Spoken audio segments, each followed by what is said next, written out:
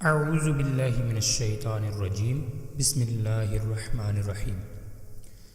اللہ سبحانہ و تعالی نے فرشتوں کو یہ قدرت عطا کر رکھی ہے کہ وہ اپنی اصلی شکل کے علاوہ کوئی اور دوسری صورت اختیار کر سکیں۔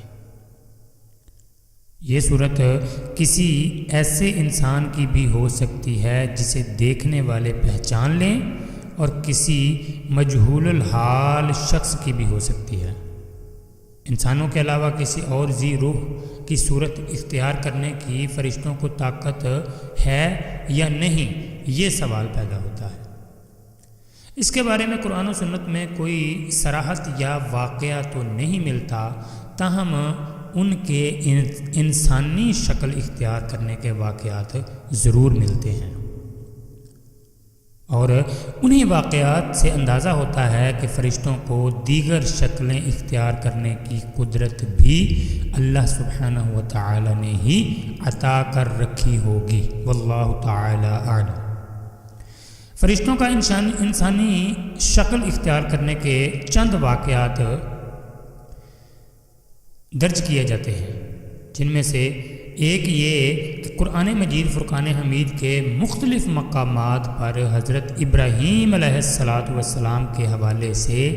یہ واقعہ مذکور ہے کہ ان کے پاس فرشتے انسانی شکل میں آئے، اور حضرت ابراہیم ان فرشتوں کو پہچان نہ پائے۔ پھر فرشتوں کے بتانے پر آپ علیہ السلام کو معلوم ہوا کہ یہ انسان نہیں ہیں بلکہ اللہ کے فرشتے ہیں۔ دوسرے نمبر پر واقعہ حضرت لوط علیہ السلام کے بارے میں قرآن مجید میں ہے کہ ان کے پاس انسانی شکل میں فرشتے آئے، جیسا کہ اللہ سبحانہ و تعالی قرآن مجید فرقان حمید کی سورہ ہود کی آیت نمبر 77 سے لے کر آیت نمبر 81 تک ارشاد فرماتے ہیں، جب ہمارے بھیجے ہوئے فرشتے حضرت لوط علیہ السلام کے پاس پہنچے تو وہ ان کی وجہ سے بہت غمگین ہو گئے، اور دل ہی دل میں کڑنے لگے اور کہنے لگے کہ آج کا دن بڑی مصیبت کا دن ہے، اور ان کی قوم ان کے پاس آ پہنچی۔ وہ قوم تو پہلے ہی سے بدکاریوں میں مبتلا تھی۔ لوط علیہ السلام نے کہا، اے قوم کے لوگو، یہ ہیں میری بیٹیاں جو تمہارے لیے بہت ہی پاکیزہ ہیں، اگر تم ان سے نکاح کرنا چاہو تو، اور اللہ سے ڈرو اور مجھے میرے مہمانوں کے بارے میں رسوا نہ کرو۔ کیا تم میں ایک بھی بھلا آدمی نہیں ہے؟ انہوں نے جواب دیا کہ تو بخوبی جانتا ہے کہ ہمیں تو تیری بیٹیوں پر کوئی حق نہیں ہے، اور تو ہماری اصلی چاہت سے بخوبی واقف ہے۔ لوط علیہ السلام نے کہا، کاش کہ مجھ میں تم سے مقابلہ کرنے کی قوت ہوتی، یا میں کسی زبردست کا آسرا پکڑتا۔ اب فرشتوں نے کہا، اے لوط علیہ السلام، ہم تیرے پروردگار کے بھیجے ہوئے ہیں، ناممکن ہے کہ یہ تجھ تک پہنچ جائیں، بس تو اپنے گھر والوں کو لے کر کچھ رات رہے نکل کھڑا ہو، تو تم میں سے کسی کو مڑ کر بھی نہ دیکھنا چاہیے سوائے تیری بیوی کے جو کافر تھی، اس لیے کہ اسے بھی وہی عذاب پہنچنے والا ہے جو ان سب کو پہنچے گا۔ یقیناً ان کے عذاب کے وعدے کا وقت صبح کا ہے، کیا صبح بالکل قریب نہیں؟ اس کے بعد ایک اور واقعہ، حضرت مریم علیہ السلام کے پاس حضرت جبریل علیہ السلام انسانی شکل میں تشریف لائے، جیسا کہ اللہ سبحانہ و تعالی قرآن مجید فرقان حمید میں سورۃ المریم کی آیت نمبر 16 سے لے کر 19 تک ارشاد فرماتے ہیں، اس کتاب میں مریم کا قصہ بیان کر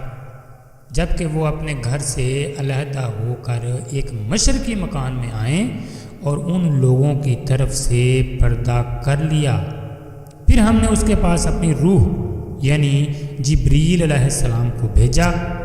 پس وہ اس کے سامنے پورا آدمی بن کر ظاہر ہوئے تو یہ کہنے لگیں، میں تجھ سے رحمان کی پناہ مانگتی ہوں، اگر تو کچھ بھی اللہ سے ڈرنے والا ہے۔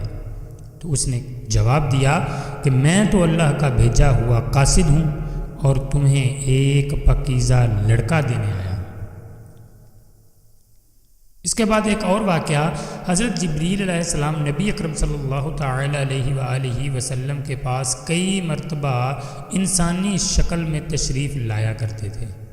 جیسا کہ حضرت عمر بن خطاب رضی اللہ تعالی عنہ سے مروی ہے کہ ایک دن ہم نبی اکرم صلی اللہ تعالی علیہ وآلہ وسلم کے پاس بیٹھے تھے کہ اچانک ایک آدمی آیا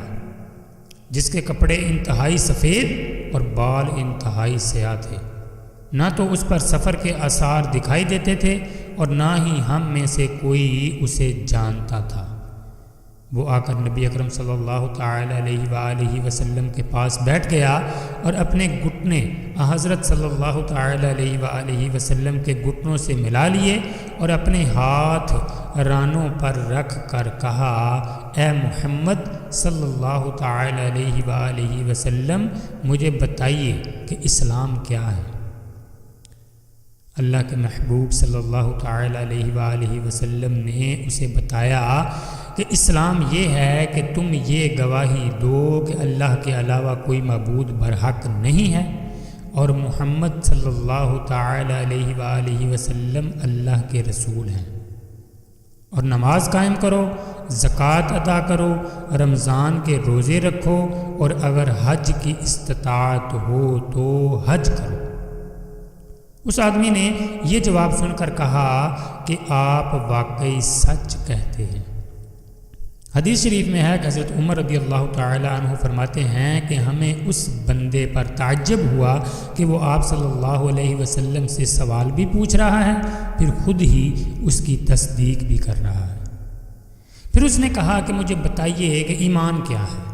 آپ صلی اللہ علیہ وسلم نے کہا، ایمان یہ ہے کہ تم اللہ تعالیٰ پر، اس کے فرشتوں پر، کتابوں پر، رسولوں پر، آخرت کے دن پر اور تقدیر کے اچھے یا برے ہونے پر ایمان لاؤ، یعنی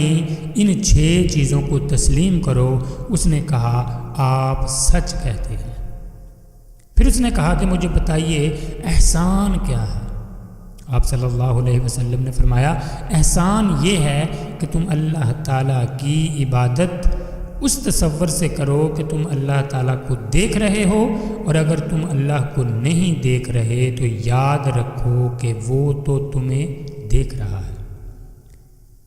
اس کے بعد پھر وہ چلا گیا۔ میں ابھی آپ صلی اللہ علیہ وسلم کے پاس ہی بیٹھا تھا کہ آپ صلی اللہ علیہ وسلم نے مجھے مخاطب کیا، اے عمر رضی اللہ تعالی عنہ، جانتے ہو کہ یہ سائل کون تھا؟ تو حضرت عمر رضی اللہ تعالی عنہ فرماتے ہیں کہ میں نے کہا، اللہ اور اس کے رسول صلی اللہ علیہ وسلم ہی بہتر جانتے ہیں۔ تو آپ صلی اللہ تعالی علیہ وآلہ وسلم نے فرمایا کہ یہ جبریل علیہ السلام تھے اور تمہیں تمہارا دین سکھانے کے لیے تشریف لائے تھے۔ اللہ اکبر۔ میرے پیارے اسلامی بھائیوں اور بہنوں، یہاں پر ایک بات انتہائی غور طلب ہے، وہ یہ کہ اوپر جتنے بھی واقعے میں نے آپ سے بیان کیے فرشتوں کے انسانی شکل میں آنے کے، ان میں سے حضرت ابراہیم علیہ السلام کے پاس بھی جب فرشتے آئے تو حضرت ابراہیم علیہ السلام بھی ان کو پہچان نہ سکے، اور حضرت لوط علیہ السلام کے پاس جب فرشتے آئے تب بھی حضرت لوط علیہ السلام ان کو پہچان نہ سکے، اور حضرت مریم علیہ السلام کے پاس جب فرشتہ حضرت جبرائیل علیہ السلام آئے تو وہ بھی انہیں پہچان نہ سکی، بلکہ فرشتوں کے بتانے پر ان کو معلوم ہوا کہ وہ اللہ کے بھیجے ہوئے فرشتے ہیں۔